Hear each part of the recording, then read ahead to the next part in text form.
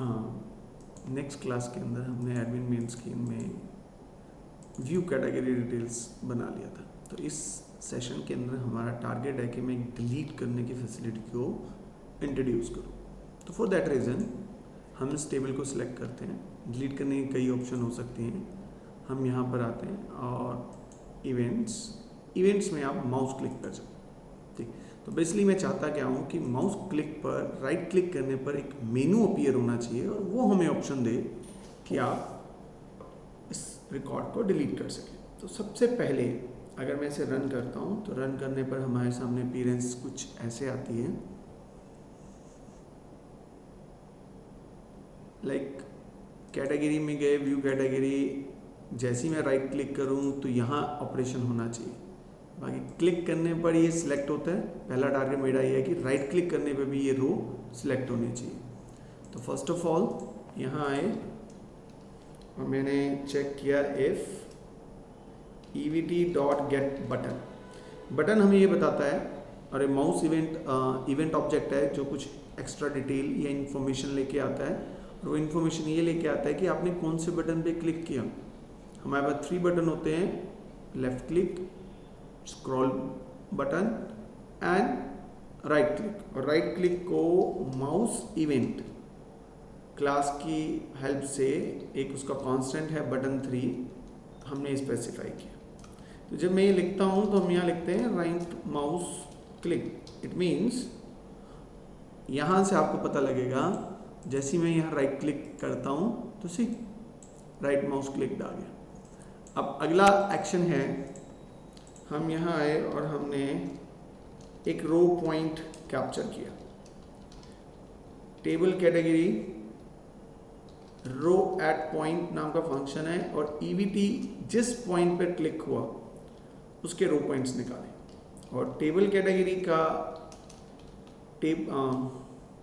Gate selection model लिया मैंने, और गेट सिलेक्शन मॉडल में सेट सिलेक्शन इंटरवल बताए और उसमें ये रो पॉइंट बता दिया। ये एक सिंपल सा कोड है जो आपको राइट क्लिक करने पर आपकी रो को सिलेक्ट करेगा, लाइक दिस। अब मुझे एक मेनू को अपीयर कराना है इस राइट क्लिक पर। तो फॉर दैट रीज़न आप यहाँ आओ और जो क्लास ये काम करने में मेरी हेल्प करेगी उस क्लास का नाम जे पॉपअप मेनू है। ठीक, इसका नाम मैंने पॉपअप रखा और यहाँ एक मेथड बनाया, that is the user defined method prepare popup menu.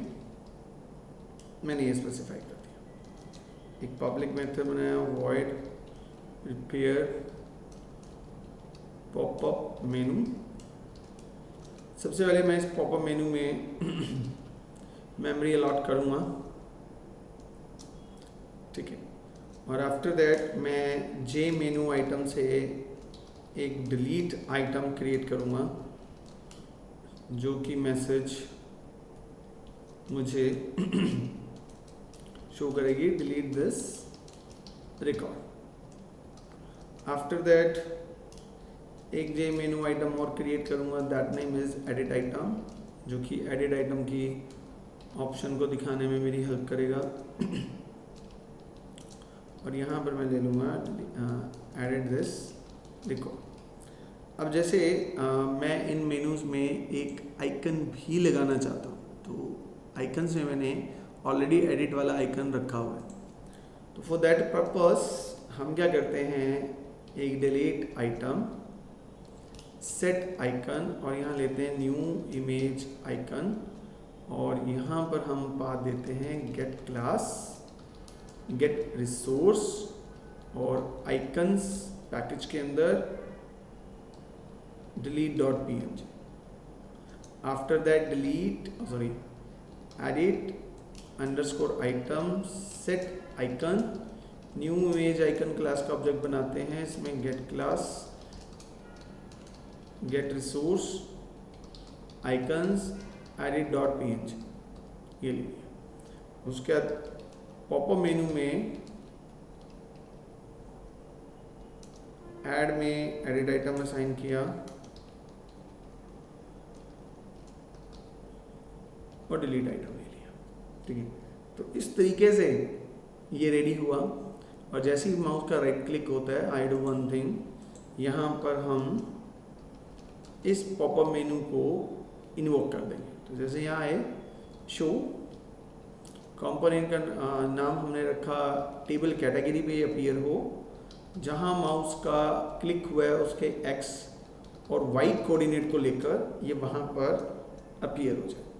तो फिलहाल इस सेशन के अंदर मेरा टारगेट राइट क्लिक पर हैंडलिंग करके इस तरीके से ऑप्शंस दिखाना था। तो जैसे राइट क्लिक होगा, जहाँ राइट क्लिक हुआ वहाँ ये आइटम्स, ये वैल्यूज़, ये इंफॉर्मेशन अपीयर हो गया।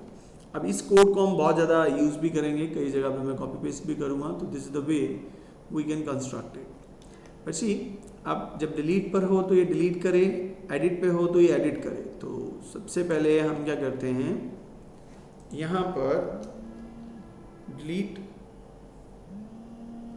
बाकी इसको हम नेक्स्ट सेशन के अंदर कवर अप करेंगे। Thank you so much.